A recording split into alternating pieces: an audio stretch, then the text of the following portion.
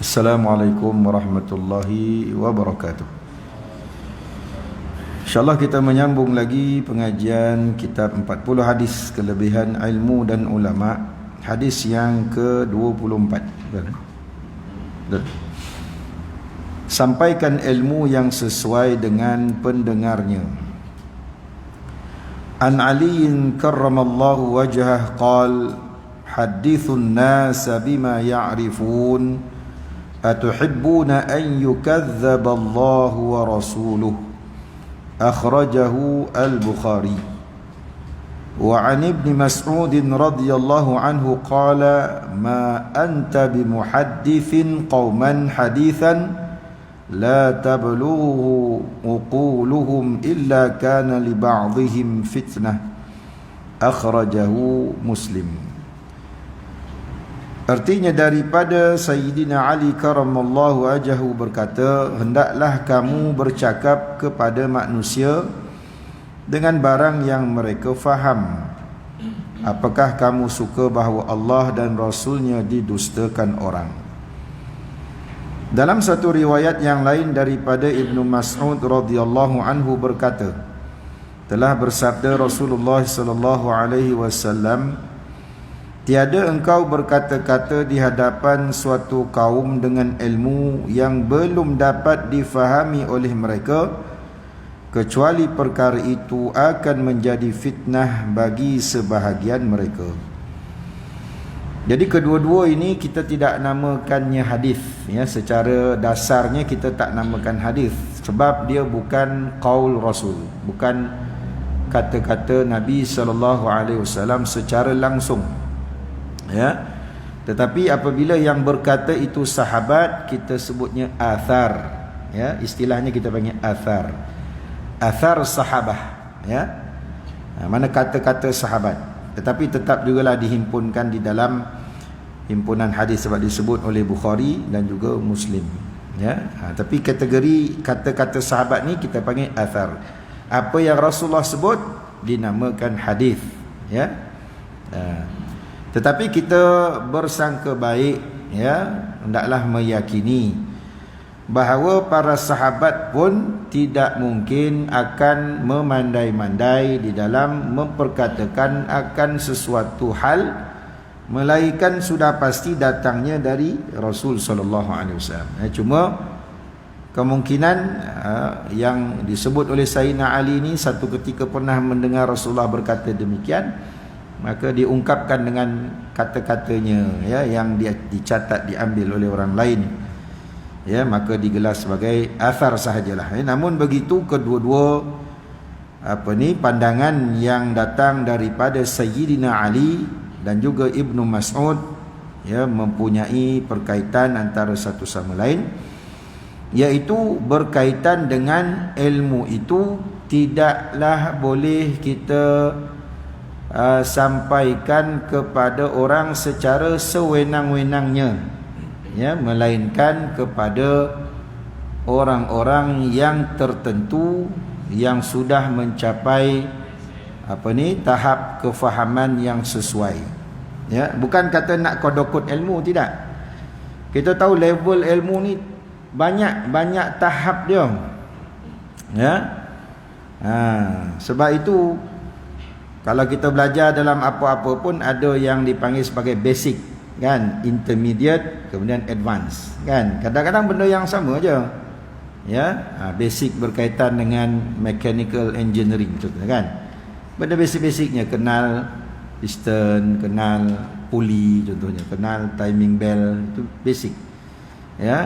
Kena intermediate, dia ajar lagi tentang valve, tentang macam-macam lah, kan. Advance lagi tentang dia punya sistem komputer, kan, bagaimana dia punya ECU sistem mengendalikan setiap minyak lah, angin lah, apalah contoh, kan. Itu dah peringkat advance, ya. Mula-mula tu kita ajar budak pelatih giat marah tu pas tentang elektronik ni, langsung pening, kan. Valve pun tak kenal, piston pun tak kenal, ya, crankshaft pun tak kenal, puli tak kenal. Jadi nampak tak? Jadi macam itulah, macam kita pergi khusus peringkat persijilan, naik ke peringkat diploma, naik ke peringkat ijazah, masters, kemudian PhD kan. Jadi nak ceritanya bahawa sememangnya bagi orang-orang yang berilmu kena berhati-hati. Ya, jangan pasal nak tunjuk gaya yang kita tu berilmu, ya, kita ajar juga pada orang-orang yang belum sesuai, belum sampai masanya untuk diketahui ataupun untuk memahami perkara-perkara tersebut. Ya, dibimbangi apa yang disampaikan itu menjadi salah faham, ya, dan akhirnya menimbulkan fitnah kepada agama itu sendiri. Ya. Jadi sebab itu kepada guru-guru agama khususnya lah, ya. Kena berhati-hati. Ya. Sebab tu kalau mengajar di surau masjid ni kira level basic intermediate saja. Ya, tak boleh peringkat advance, tak boleh. Masjid memang tak boleh, bukanlah kata saya nak menghalang, tak, memang tak sesuai. Ya, sama ada peringkat basic atau intermediate je. Sebab tu kadang-kadang saya tengok kitab-kitab tasawuf contohnya diajar di masjid, kitab yang hikam ni tingkat tinggi. Dia sepatutnya masjid surau ni kira level-level penawar bagi hati, Tanbihul Ghafilin, yang itu-itu je. Tak boleh yang tinggi-tinggi. Ya, sebab orang yang kadang-kadang tak ada basic langsung, ya, kalau macam kita belajar Sairus Salikin contohnya, itu kira intermediate lah, ya, paling basic penawar bagi hati, itu basic sangat. Naik kepada Sairus Salikin, ada diajarkan tentang asas-asas fardu ain dulu, diajarkan akidah, fiqah, kemudian baru masuk kepada tajuk-tajuk tasawuf, itu pun pada level intermediate, ya. Sebab tu bagi kitab-kitab yang tinggi seperti hikam tadi kena ahli-ahli yang khusus. Ya.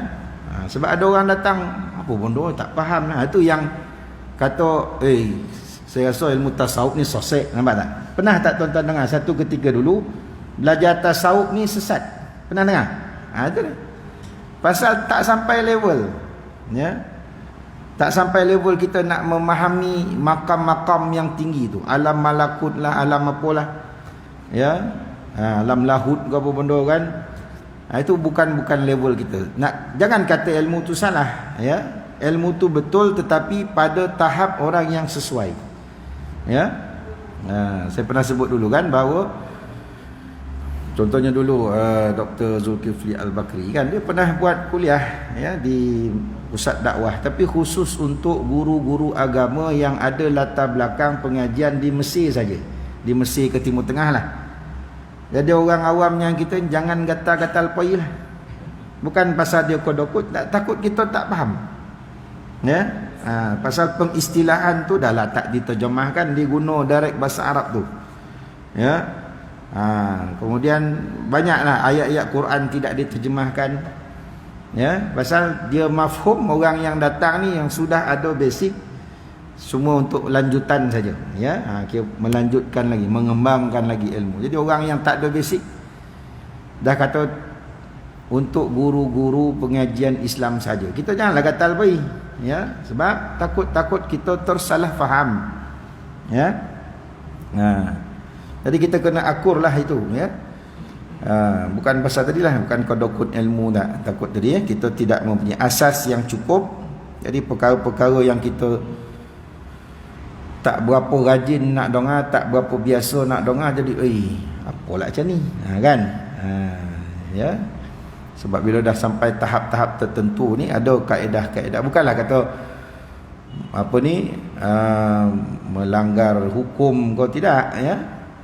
Tapi sebab dia ada kaedah-kaedah fiqh yang tertentu, ya, yang membolehkan sesuatu yang mungkin satu ketika itu haram jadi harus, ya, jadi dibolehkan, bukan kata jadi halal, jadi dibenarkan, ya. Sebagai contoh saja, tapi tuan-tuan jangan bawa benda ni jadi isu nak dibincang di luar, ya. Contohnya apa ni, sahabat-sahabat kita yang masuk suluk contohnya, kan, pergi suluk 10 hari, 40 hari, tak sembahyang Jumaat, ya. Jadi orang timbul persoalan, apa ni pergi zikir sembahyang Jumaat tak pergi. Itu sebab tu jangan tanya, Jangan dibahas pasal kedudukannya lain. Ya. Kedudukannya berbeza. Saya pun tak bahasa nak bincang panjang, tapi nak ceritanya bila berlaku situasi begitu, maka jangan cepat sangat tuan-tuan mempertuduhkan dia orang ni sesat. Sembahyang Jumaat tak pergi, zikir yo tapi Jumaat tak pergi. Kan? Sebab dia ada kaedah-kaedah dia. Ya. Contohnya orang yang ni apa ni kata wali lah apa zikir banyak tapi sembahyang masjid pun tak pergi. Kan? Bukan kata sembahyang masjid tak pergi, tak sembahyang pun. Nampak tak? Ya, tak sembahyang langsung. Nampak? Jadi kita orang awam ni kata, yolah dia ni apa? Kata syekh tarikat apa langsung tak sembahyang ni apa cerita ni? Ya. Walaupun kita basicnya kita belajar apa? Sembahyang tu kan wajib. Tak boleh berdiri, duduk mengereng, melontang, tak melontang kan? Mana dalam apa jua keadaan pun wajib sembahyang. Ya. Jangan nak bahas ya, saya sebutkan saja. Ya. Tetapi bagi mereka yang telah pun terlibat di dalam zikir, golongan tertentulah. Ya, mengamalkan zikir-zikir mereka sampai kepada tahap zuk ataupun tahap fana. Mana dia dah tak kenal diri dah. Kalau terlalu asyik dengan zikir sampai hilang pertimbangan masa, pertimbangan waktu, akalnya sudah hilang kerana telah tenggelam di dalam keasyikan zikrullah. Maka dia itu ketika itu dikategorikan bahasa kasarnya gila lah. Gila Tuhan istilahnya. Pasal dah terlalu fana, mana alam nyata ni dah tak ada dah bagi dia, dia dah masuk tenggelam di dalam kebersamaan dengan Allah. Ma'isyatullah ataupun bukan ma'isyatullah, ma'iyatullah ya, bersama dengan Allah. Dah terlalu asyik dah sampai dia tak tahu pukul berapa, petang, malam, siang pun dah tak sadar dah.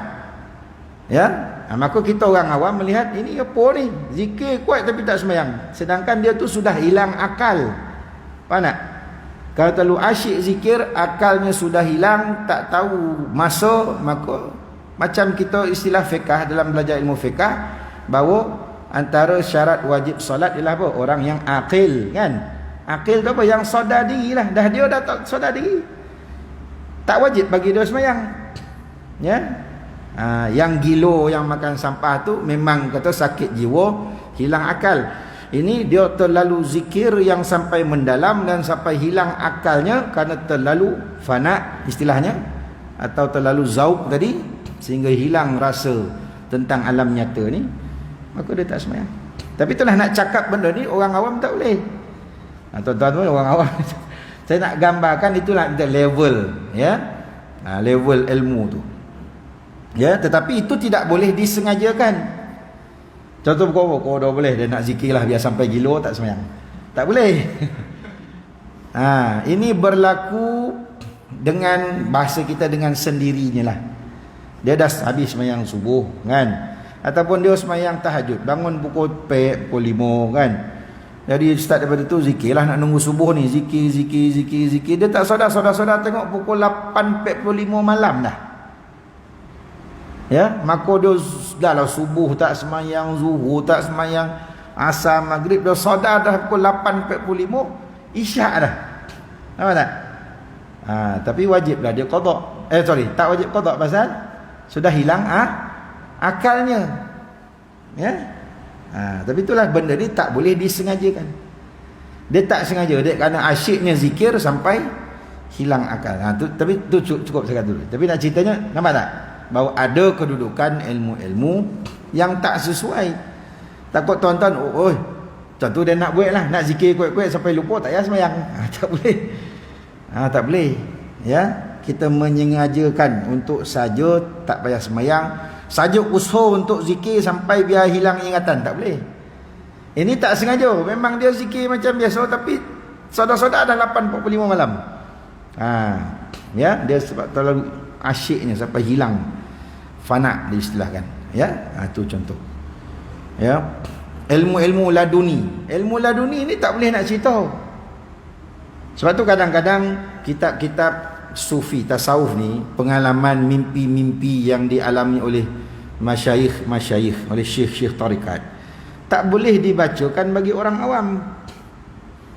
Ya, jumpa Rasulullah secara nyata, Rasulullah bagi tahu ini amalan zikir untuk kamu. Orang awam apa ni?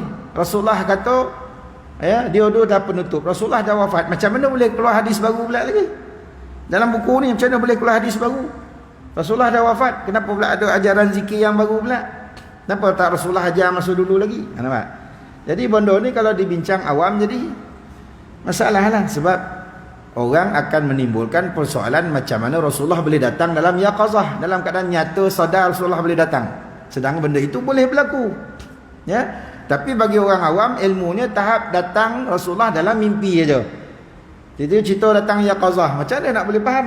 Nampak tak? Jadi sebab tu nak ceritanya bahawa tak boleh, ya, dalam ilmu-ilmu yang tertentu, bukan nak kata dia ajaran sesat, tidak, tapi ada yang sesat satu hal lah, tapi yang ilmu walaupun betul tetapi pada tahap-tahap tertentu tidak boleh dibacakan, diceritakan, ya, kepada orang-orang awam yang belum memahami asas dia, ya, peringkat asas pun tak lopeh lagi, peringkat intermediate pun tak pernah jajak lagi, tiba-tiba nak tahap advance terus, tak boleh lah.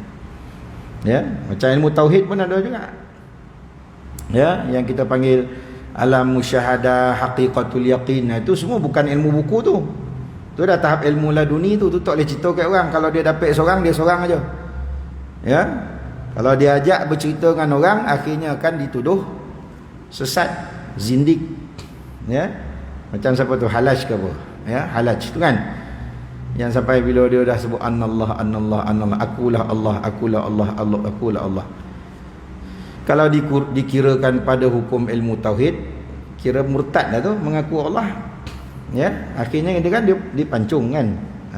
Jadi pada hukum syariat dia dah kira zindik dan murtad kerana mengaku diri Allah, maka dihukum mati, dipancung. Ya, bila dipancung darah mercik, kalimah Allah tertulis pada percikan darahnya. Nampak? Tapi pada orang awam dia tu dikira zindik, tapi pada dia kerana telah asyik tadi, telah zauq tadi, ya, dekat dengan Allah sehingga merasakan dia itu adalah zahir daripada kekuasaan Allah, pergerakannya dari Allah yang memberi tenaganya, tulang, tangan, kulit, semuanya Allah yang memberikan, ya. Maka dengan dimaksudkan anallah tu akulah Allah, mana akulah diri aku ni sebagai tanda kebesaran Allah, itu maksud dia. Tapi pasal dah terlalu disingkatkan, jadi anallah jadi digadukan kepada hakim, maka hakim melihat dia pun masih lagi sebut anallah, maka terpaksa dihukumkan mati supaya takut jadi fitnah kepada orang lain. Takut orang ikut yang tak tahu, yang jahil, kata dia boleh mengaku Allah, aku pun aku Allah juga, habis. Faham tak? Jadi sebab tu nak ceritanya Sayyidina Ali pun sebut, ya, dan juga Ibnu Mas'ud pun sebut benda yang sama, ya, supaya berhati-hati, ya.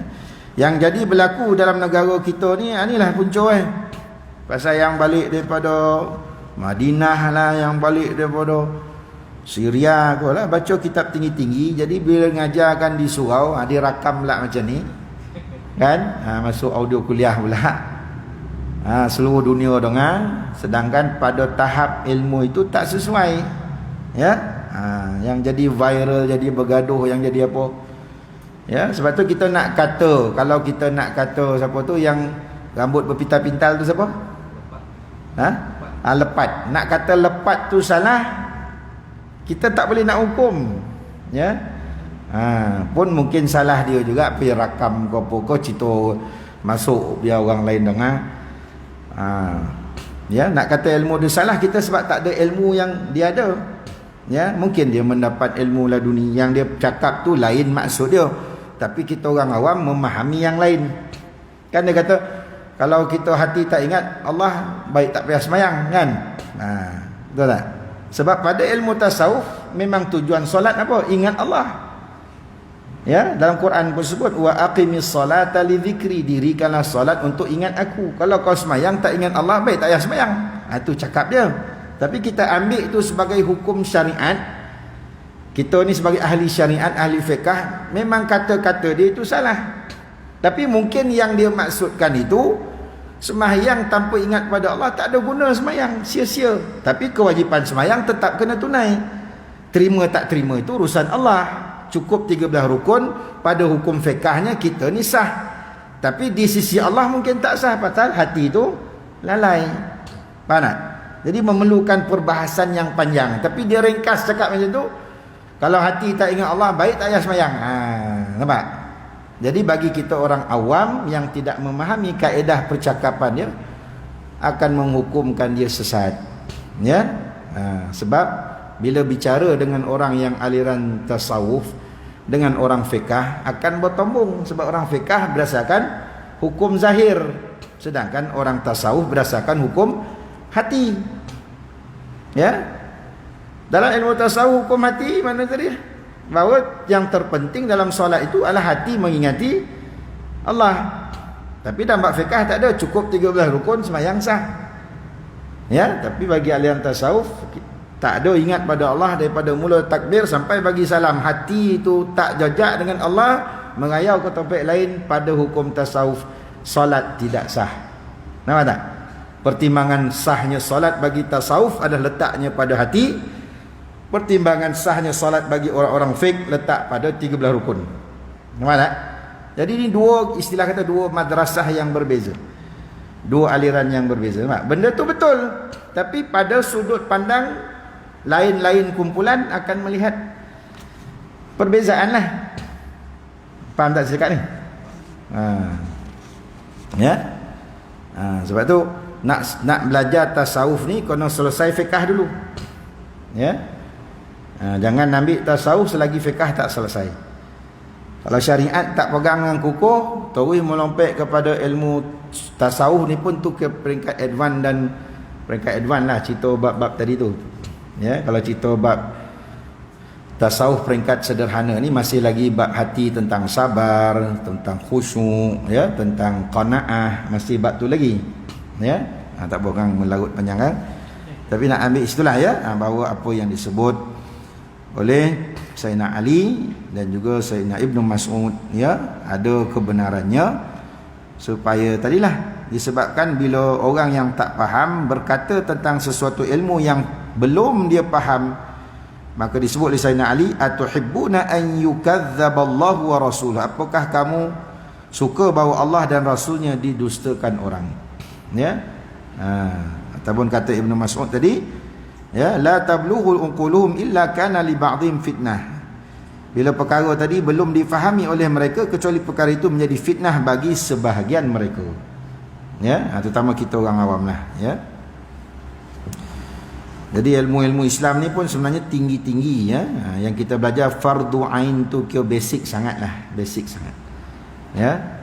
Sebab tu ilmu-ilmu pondok tak sesuai diajar di surau. Ya, ilmu-ilmu universiti yang peringkat-peringkat tinggi ni, yang Mesir, yang Syria, yang apa, kitab tu pun tak sesuai nak diajar di surau, di masjid. Ya, sebab kita ni level orang awam, kira ambil basicnya lah, kira level tadi lah, basic ataupun sederhana peringkat rendah. Ya, nak belajar tinggi lagi, apa yang masuk pondok. Ya, nak belajar tinggi lagi, buat kajian lagi, baru dapat ilmu-ilmu tu. Ya, sebab tu kita di surau masjid jarang nak kita panggil doktor-doktor. Ya, doktor PhD yang dalam bidang tinggi-tinggi. Ya, kalau zaman dulu tu pun, kalau dengar Dr. Zulkifli Al-Bakri lah dijemput datang ke kuliah masjid surau, ramai pun melopong kan, apa bondo lah orang tu ni cakap kan.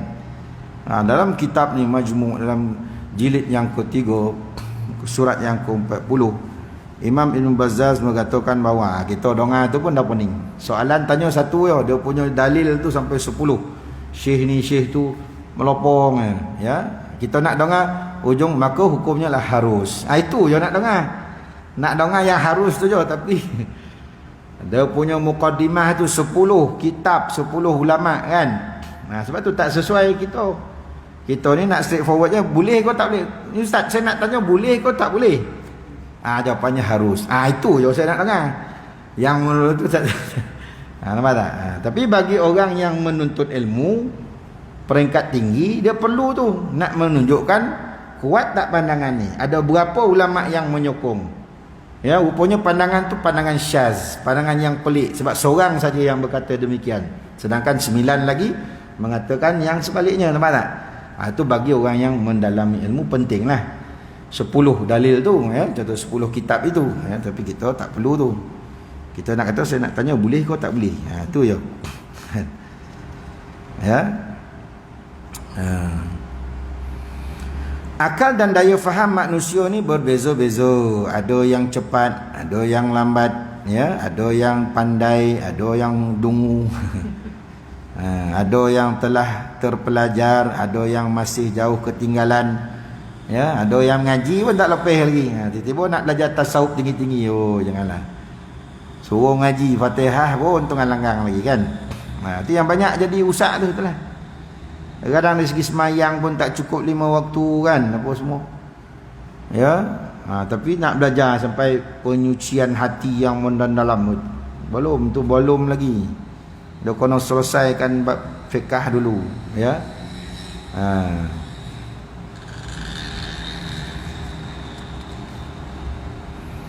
Ada yang telah terbiasa dengan suatu aliran sahaja, ada yang terbuka kepada beberapa aliran. Ya. Ada yang tadilah, ada yang otaknya hanya bidang fiqh saja. Ada yang otaknya bidang tasawuf saja. Ya. Jadi dua aliran ni biasanya akan bertentangan. Ya, aliran tasawuf dengan aliran fiqh. Ya. Dalam menentukan sesuatu tu, ya. Dalam sesuatu hukum tu kadang-kadang jadi perbezaan, ya. Macam kes apa tu, Imam Syafi'i ke ataupun Imam Ghazali, saya lupa, ya. Kan masa dia semayang, adik dia tumpang jadi makmum, tiba-tiba adiknya mufarakah kan. Imam Ghazali ke? Adik dia mufarakah. Jadi dia semayang, dia perasan adik dia dah rukuk sujud apa, habis dia bagi salam, kata, kenapa kau pergi mufarakah? Apa yang aku buat salah? Kalau aku salah, kau patut tegur. Subhanallah, kau apa kau? Jaga, aku tak boleh tegur kau pasal aku nampak darah ke baju kau tu. Ya, mana ada darah? Tadi aku nampak darah, kata adik dia. Betul, adik dia kata, aku nampak darah tu pasal kau masih lagi menulis buku berkaitan ilmu haid, ya, yang tak habis lagi dalam kepala kau. Dalam semayang pun kau bawa pemikiran kau tentang darah haid ni, apa hukum dia. Aku nampak kesannya pada baju kau. Maka sebab tu aku mufarakah, pada sisi aku kau telah batal pasal badan kau bernajis kerana ada darah. Maka sebab tu aku mufarakah, aku semayang sendiri. Nampak tak? Sedangkan orang lain tak nampak, tapi dia nampak pasal dia nampak tombuh, istilah kata kasyaf lah, pasal dia duk fikir pasal darah tu sampai terzahir pada baju dia. Jadi cakap macam mana nak kata dia salah ke? Macam Imam Khidir jugalah. Nabi Khidir kan, pergi bunuh budak, bocorkan kapal kan.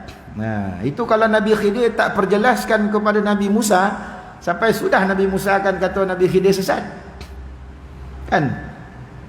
Kapal elok pergi dia bocor, dia tombok kapal tu. Budak kecil lagi datang tu semoleh. Ya, dah lah tak makan, duit tak ada, orang panggil makan tolak. Orang panggil makan, nak minta orang jamu makan, orang tak nak jamu, duit dah tak ada. Nampak ada rumah ni bawah tu ada duit banyak kan, tolong togak kan, tak ambil upah kan. Patutnya bila dah duit banyak, kita tolong togakkan rumah orang, minta lah upah sikit. Itu yang Nabi Khidir kata, dah sampai ni saja, kau tak boleh ikut aku lagi dah. Ya, tapi aku jelaskan apa yang kau tak faham selama ni, nampak? Ya, ceritanya bahawa ada tahap-tahap ilmu sampai Nabi tu, Nabi Musa tu, Nabi tu pun tak dapat memahami, ya, daripada rahsia ilmu-ilmu Allah. Ya, apatah lagi kita ni orang awam. Ya, ada tahap-tahap tertentu yang kita kena akur lah, ya. Ada bahagian-bahagian ilmu yang kita tak sesuai untuk datang, jangan datang, takut nanti jadi fitnah, ya. Maka seorang da'i atau pendakwah, penceramah dan pendidik hendaklah memahami tingkat pemikiran umatnya dan kadar kemampuan mereka dalam menerima sesuatu pemikiran. Pengalaman saya dulu pernah, masa saya masuk kuliah Islam dulu, tingkatan nompek masa tu, dijemput doktor Ni Aziz bin Nikmat, bukan tuan guru doktor. Ada rupanya ada nama sama. Masa tu dia tampal ke sekolah tu, dia jemput untuk hadir ke Dewan Kuliah Besar. Dr. Ni Aziz bin Nikmat akan datang. Oh, semua suka. Ini Menteri Besar Kelantan datang ni, kan? Semua ramai datang-datang. Lah tak nampak serban pakai kot, pakai tie kan. Rupanya Dr. Ni Abdul Aziz Nikmat, nama sama. Ya, tapi bila dia bercakap tu, kami Tingkatan 4 masa tu diwajibkan ambil nota. Ya, ambil nota. Buku ada nama buku tazkirah nama dia. Kena tulislah. Apa yang diceramahkan tu tulis poin penting. 1 apa, 2 apa, 3 apa. Bayangkan sepanjang 1 jam lebih Dr. Ni Aziz tu ceramah, saya tak reti nak tulis apa. Tak tahu apa nak ditulis. Pasal dia tu profesor, cakap level profesor dekat budak Tingkatan Nompek. Nak tulis apa? Memang tak faham. Dah lah bahasa tinggi-tinggi. Ya, iaitu nak tulis tak tahu, tak sampai maksud. Ya. Begitulah. Ya, jadi sebab tu para pendakwah, penceramah atau pendidik hendaklah memahami tingkat pemikiran umatnya, ya, ataupun mad'unya, ya, orang di hadapannya, supaya ya mengikut kadar kemampuan, ya, mereka boleh menerima sesuatu itu. Tujuan baik, ya, walaupun ilmu tu yang diajar tujuannya baik untuk mengubah suatu pemikiran yang tertutup, belum cukup untuk menjamin kejayaan cita-cita itu. Walaupun kita niat yang baik, ilmu kita bagus, tapi kita nak paksakan ilmu tu kepada orang yang belum faham, akan membawa kepada tersalah faham yang lebih memburukkan lagi, ya. Maka ia sangat memerlukan kepada kebijaksanaan dan kepandaian melayani hati nurani masyarakat. Kalau kita salah menyampaikan sesuatu yang walaupun sememangnya baik, maka fikiran kita akan ditolak oleh masyarakat, ya. Idea kita tu bagus, tapi bila gaya penyampaian kita tu tahap tinggi lah, kalau sekarang sekolah dipanggil kebat kan, kemahiran berfikir aras tinggi apa itulah kan. Jadi tak dapat nak faham tu, ya. Oleh itu kita perlu kepada kelicikan atau kepandaian lah dalam membuat perubahan, supaya umat tidak menentang kita pada peringkat permulaan lagi, ya. Tetapi bila umat telah disedarkan sedikit demi sedikit dan dibimbing, dituntun dengan perasaan yang penuh kasih sayang, insya-Allah mereka akan berubah. Bahkan mereka sendiri yang akan membuat perubahan itu dalam jiwa mereka terlebih dahulu, ya. Maka demikian dapatlah suatu cita-cita dicapai dengan mudah dan selamat. Ya, contohnya seperti Mesir lah. Ya. Mesir satu ketika dulu yang dimenangi oleh Ikhwan Muslimin. Siapa tu? Doktor apa tu? Lupalah nama tu. Ya, Mursi, Dr. Mursi kan? Dr. Mursi. Bila dia menang, dia tu Ikhwan Muslimin, dah lama dilatih dengan ciri-ciri keislaman kan? Pernah kan bila dia ceramah, dia menyampaikan ucapan, tengok dah masuk waktu, dia sendiri yang azan dekat mic tu. Ya, punyalah semangat keislamannya begitu tinggi, sampai masuk waktu je, tepat waktu azan. Dia azan. Ya, suruh sembahyang berjamaah semua. Ya. Maka apa berlaku? Berlaku pemberontakan besar-besaran terhadap Mursi. Ya, diambil peluang oleh golongan-golongan yang anti-Islamik ni, seperti As-Sisi ni kan, ketua tentera tu yang buat kudeta tu, perampasan kuasa, yang disokong hampir sebahagian besar penduduk Mesir menyokong. Walaupun kita tahu As-Sisi ni kejam, ya, pergi bunuh orang ramai kan, dia kopong dia apa, ya. Tetapi kesilapan siapa? Kesilapan Mursi juga. Tuan Guru Tuan Guru Haji Abdul Ahdi Awang pernah berjumpa, dia bagi tahu Dr. Mursi, kita ni walaupun gerakan Islam, jangan terlalu gairah untuk menegakkan Islam secara drastik. Walaupun Islam ni telah lama, tapi kita kena istidraj, kena secara tadarruj, secara beransur-ansur. Mesir tu kalau ikutkan dia punya sekular tu lebih teruk daripada kita lagi, ya.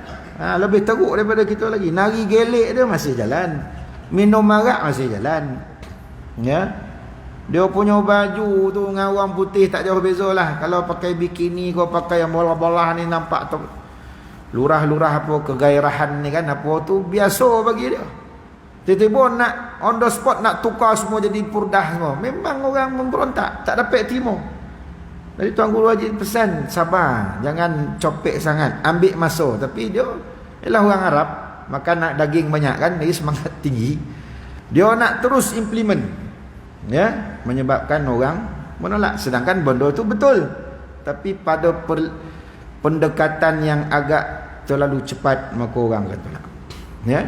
Tetapi kat Malaysia nampak pendekatannya sangat halus, secara berdikit-dikit, perlahan-lahan.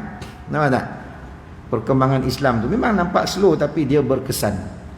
Ya, Islam sejak daripada zaman 80-an kan, dengan Al-Arqam, dengan Abim kan, dengan apa kan, naik sekolah agama, naik sekolah tahfiz, universiti Islam kan, naik.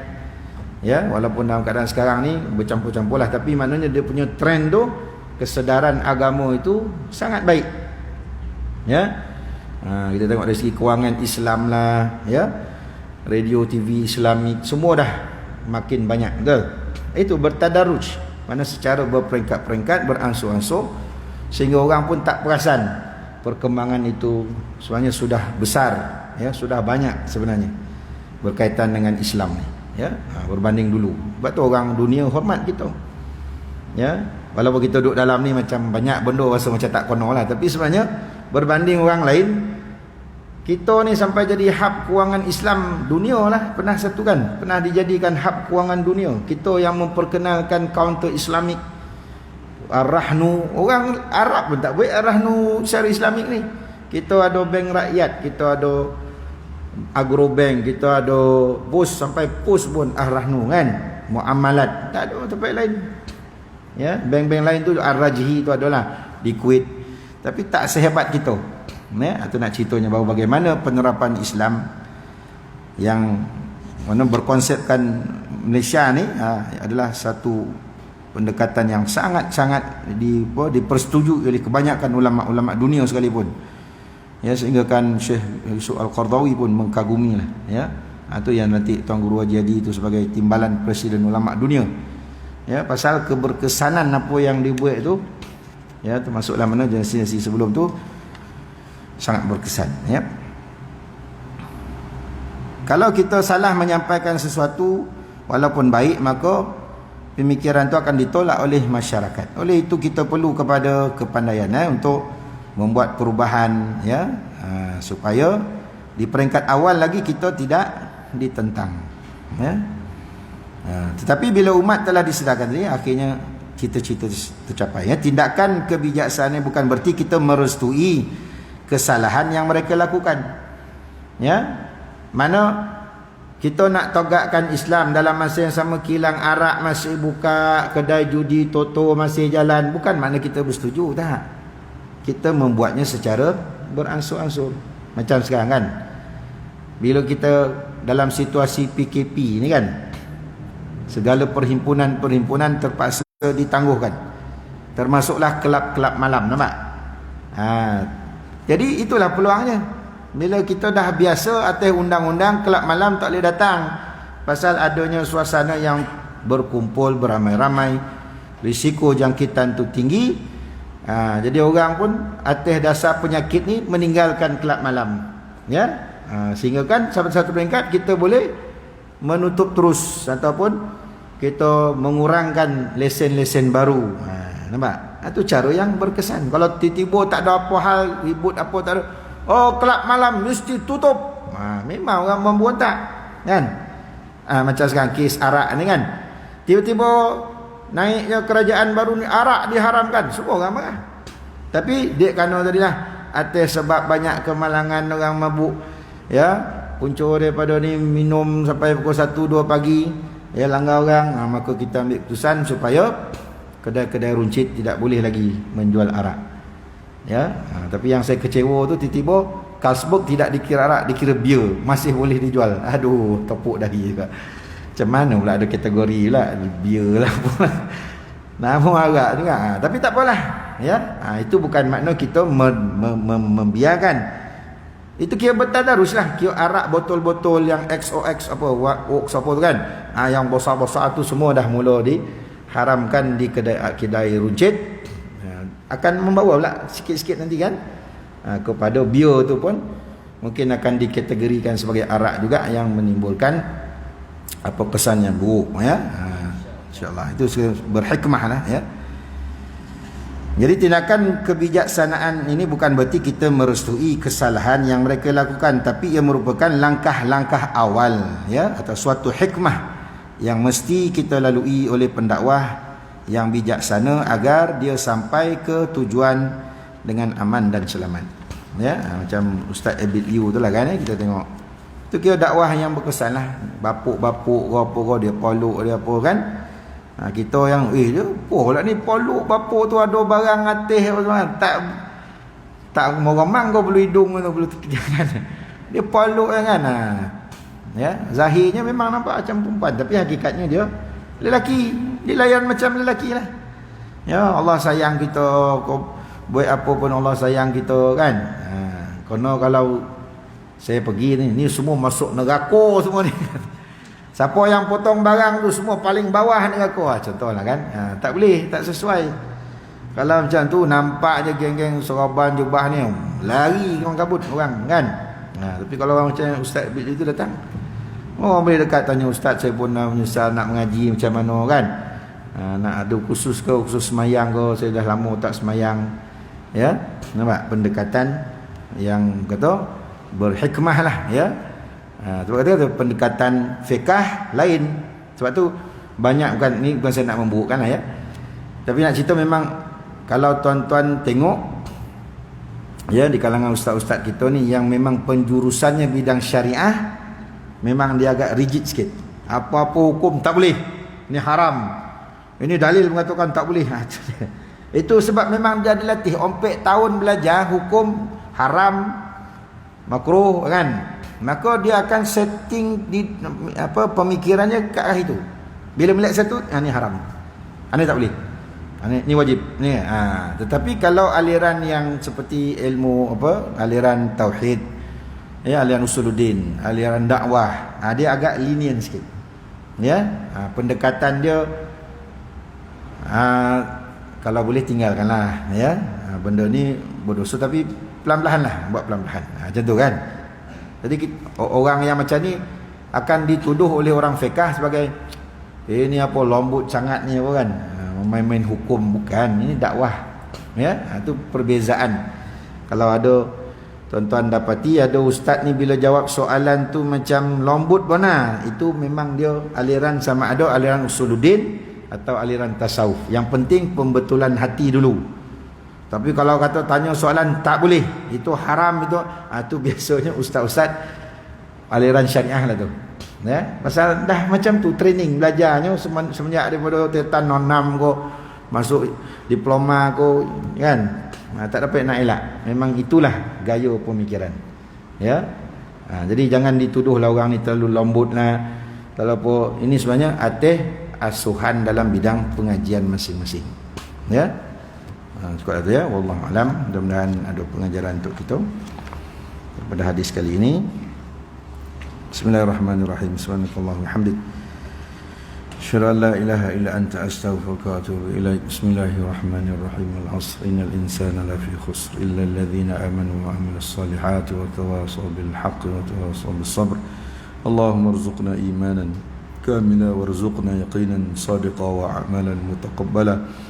ربنا يسر ولا تعسر يا كريم وتمم بالخير. صلى الله عليه وسلم محمد.